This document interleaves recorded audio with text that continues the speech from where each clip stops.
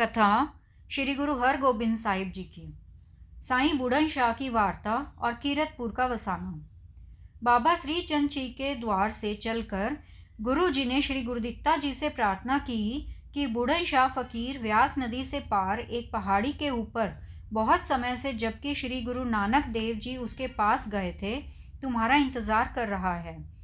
आप उसके पास जाकर उसकी इच्छा पूरी कीजिए और फिर कोई अच्छी जगह देखकर वहां अपने निवास के लिए एक गांव बना लेना। तब श्री गुरुदित्ता जी ने पूछा, महाराज, साईं बुढ़न शाह इतने लंबे समय से वहां बैठा मेरी प्रतीक्षा कर रहा है। तो गुरु जी ने बताया कि एक समय जब श्री गुरु नानक देव जी साईं जी के पास गए तो उसके पास बहुत सारी बकरियां थीं। इन बकरियों की रखवाली एक शेर करता था। साईं जी ने बकरियों का दूध धोकर गुरु जी को पेश किया और पूछा कि संत जी, आपका नाम क्या है? तब भाई मर्दाने ने बताया, यह श्री गुरु नानक देव जी हैं। जिसको यह उपदेश देना चाहे उसके पास आप ही पहुंच जाते हैं। बुढ़न शाह ने गुरु जी को नमस्कार करके कहा कि संत जी, आपने मुझे दर्शन देकर निहाल कर दिया है, इससे मुझे अपने तप का फल मिल गया है। गुरु जी ने कहा कि साईं जी, अपने शरीर का अहंकार त्याग कर एक मन होकर सतनाम का स्मरण करो, यही मुक्ति का साधन है। गुरु जी के इस वचन से बुढ़न शाह की समाधि लग गई। जब 2 पहर बीत गए तो भाई बाले ने बुढ़न शाह को जगाया। बुढ़न शाह ने गुरु जी को नमस्कार करके कहा कि यह आपकी कृपा से ही मेरा मन टिका हुआ है, मुझे सदा अपने साथ ही रखो। तो गुरु जी ने वचन किया कि साईं जी, जब हमारा छठम रूप आएगा तब तुम्हारा शरीर छूटेगा। बुढ़न शाह ने पूछा कि संत जी, मुझे आपके छठम स्वरूप धारण का किस तरह पता चलेगा? गुरु जी ने बताया कि हमारे छठे जामे का एक सुपुत्र जब आपके पास आकर दूध मांगेगा तो आप समझ लेना कि हमारा छठा रूप प्रकट हो गया है। यह वार्तालाप करके गुरु जी वहां से आगे चले गए और बुढ़न शाह छठे स्वरूप का ध्यान करके गुरु गुरु जपने लगा। इतनी वार्ता बताकर गुरु जी ने कहा कि आप पहले जाकर साईं जी को मिलकर फिर उनकी सलाह से अपना एक नगर भी बसाना। गुरु जी की आज्ञा के अनुसार जिस समय श्री गुरुदित्ता जी साईं बुढ़न शाह के पास गए, उस समय साईं जी अपने आत्म ध्यान में लीन थे। श्री गुरुदित्ता जी ने आवाज़ देकर कहा कि साईं जी, उठकर हमारा दूध दो, मुझे बहुत भूख प्यास लगी है। यह आवाज़ सुनकर बुढ़न शाह ने उठकर पहले साहिबजादे को नमस्कार किया और फिर बकरियों के दूध का कटोरा भरकर दिया। तदुपरांत प्रार्थना की कि मैं गुरु जी के पहले स्वरूप के दर्शन करना चाहता हूँ। तब श्री गुरुदित्ता जी ने श्री गुरु नानक देव जी के स्वरूप में बुढ़न शाह को दर्शन दिए, जिसको देखकर बुढ़न शाह ने नमस्कार करके सौभाग्य समझा।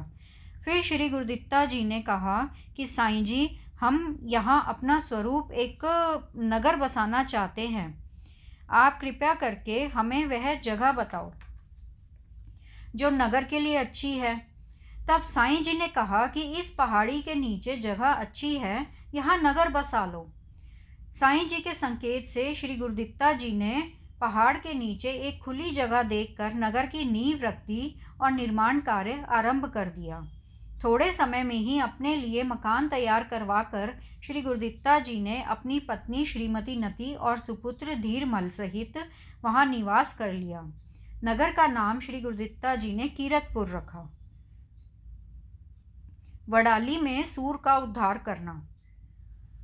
बाबा गुरुदित्ता जी को गुरु जी बुढ़न शाह की ओर भेजकर आप वापिस अमृतसर आ गए। अकाल तख्त पर आप जी रोज दीवान लगाकर बाहर आई संगत को अपने दर्शन उपदेश देकर निहाल करते थे और अपने योद्धाओं को युद्ध अभ्यास करवाने के लिए, शिकार खेलने के लिए ले जाते थे। बहुत जंगली जानवरों का शिकार करके अपने योद्धाओं को खिलाते थे। एक दिन गुरुजी शिकार खेलते हुए अपने जन्म स्थान के दर्शन करने के लिए गए। सिखों ने नमस्कार किया और बैठकर गुरुजी की बातें बड़े प्यार से सुनी। जब थोड़ा सा दिन रह गया और गुरुजी वहां से चलने लगे तो एक किसान ने आकर प्रार्थना की कि एक बड़ा भयानक सूर हमारी खेती बर्बाद करता रहता है, आप उसका शिकार करके हमारा यह दुख दूर कर दो। किसान की यह बात सुनकर गुरुजी अपने योद्धाओं सहित उसके साथ चल पड़े। आगे सूर एक झाड़ी में बैठा हुआ था। वह आदमियों का शोर सुनकर भभक मारकर उठ भागा। गुरुजी ने पेंदे खां को ललकारा कि सूर जाने न पाए, तो पेंदे खां ने सूर के पीछे अपना घोड़ा भगाकर उसको गोली मारकर घायल कर दिया। घायल सूर ने भागकर पेंदे खां के घोड़े पर वार किया और उसको हुड़ड़ मारकर जख्मी कर दिया। गुरुजी ने अपने घोड़े आगे करके उसके तलवार से एक ही भरपूर वार से 2 खंड कर दिए। शरीर त्याग कर सूर की आत्मा गुरुजी के सामने खड़ी हो गई। भाई भाने ने उसको पूछा कि तुम कौन हो? तो सूर की आत्मा ने कहा कि मैं श्री गुरु अर्जन देव जी का एक सिख था। गुरुजी ने मुझे माता गंगा जी से बाबा बुड्ढा जी के पास वरदान लेने के लिए भेजा था। तब भाई बुड्ढा जी ने सहज स्वभाव ही वचन कर दिया था कि गुरु को किधरों की भाजड़ पई है। तब मुझे बहुत गुस्सा आया। मैं अपने मुंह में ही गुनगुनाने लगा था। तब मेरी ओर देखकर भाई बुड्ढा जी बोले कि सूर की तरह क्यों घूर रहे हो? तो बाबा जी के वचन सुनकर मैं बाबा जी के पांव पड़ गया और प्रार्थना की कि मेरा उद्धार कब होगा। इस पर बाबा जी ने नम्र होकर कहा कि जब श्री गुरु अर्जन देव जी के सुपुत्र शिकार करते हुए तुम्हें मारेंगे, तब तुम्हारा कल्याण होगा।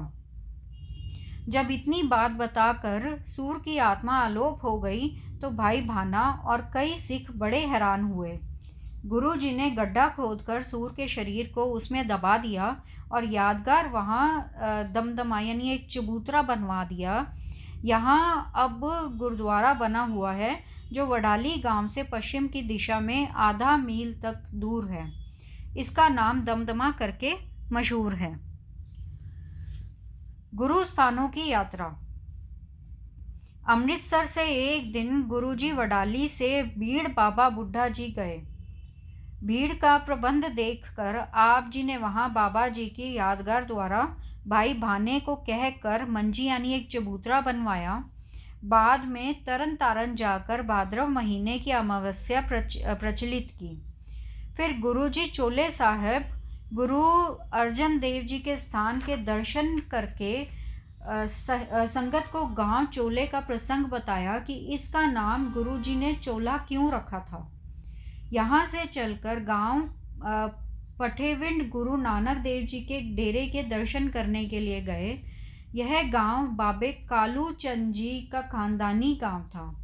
एक बार सुल्तानपुर से तलवंडी को जाते हुए गुरुजी यहाँ आए थे, परंतु उनके शरीक भाइयों ने इनको गांव में नहीं बैठने दिया था, जिस कारण आप जी ने गांव से बाहर जाकर आराम किया था। जब गांव वाले बेदियों ने गुरु जी को गांव में बैठने न दिया, तो गुरु जी ने वचन किया कि जिस गांव का तुम मान करते हो उसका निशान तक मिट जाएगा, इसका सर्वनाश हो जाएगा। कुछ समय के बाद गांव में वैर विरोध के कारण लोग गांव छोड़कर भाग गए। बाद में और लोगों ने गांव को तोड़कर ढेर कर दिया था। गुरु जी ने इस जगह को नमस्कार किया और कहा, यहाँ गुरु नानक देव जी के चरण पड़े थे। तो इस उपरांत गुरु जी उस स्थान के दर्शन करने के लिए चले गए, जहाँ भाई हेमे की झोपड़ी में श्री गुरु अर्जन देव जी ने एक रात विश्राम किया था। भाई गुरदास जी का स्वर्ग सिधारना। भाई हेमे की छापरी स्थान के दर्शन करके श्री गुरु हरगोबिंद साहिब जी गोविंदवाल पहुंच गए। भाई गुरदास जी ने गुरु जी के पास आकर कहा कि महाराज, मेरा अंतिम समय नज़दीक आ गया है, मेरी परलोक गमन की तैयारी है। आप जी ने मेरे शरीर का दाह करके भस्म ब्यास नदी में बहा देनी है और मेरी समाधि अथवा यादगार बनाना। गुरु जी ने कहा, तुम्हारी इच्छा के अनुसार ही किया जाएगा सब कुछ। तो इसके बाद भाई जी अपनी वृत्ति जोड़कर बैठ गए और शरीर त्याग कर सचखंड जा विराजे। गुरु जी ने मृतक शरीर को अपने हाथों से भेंट करके संस्कार किया और आप ज़रूरी संस्कार करवा कर अमृतसर को आ गए। बाबा गुरदित्ता के घर साहिबजादे का जन्म। बाबा गुरदित्ता जी जो कीरतपुर में निवास रखते थे, उनके घर श्रीमती नती के उदर से साहिबजादे ने जन्म लिया, जिसका नाम आप जी ने हर राय रखा। यह खबर अपने पौत्र के जन्म की जब श्री गुरु हरगोबिंद जी को अमृतसर पहुंची, तो आप जी ने हरमंदर साहिब कड़ा प्रसाद की देग भेंट करके साहिबजादे की दीर्घायु की अरदास करवाई। डरोली भाई साईं दास के पास जाना।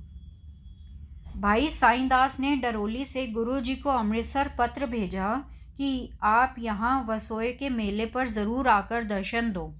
सब सिख सेवक दर्शन करने के लिए प्रतीक्षा कर रहे हैं। इस चिट्ठी के अनुसार गुरु जी ने श्री दामोदरी जी के साथ सलाह करके सारे परिवार और योद्धाओं सहित डरोली जाने की तैयारी कर ली।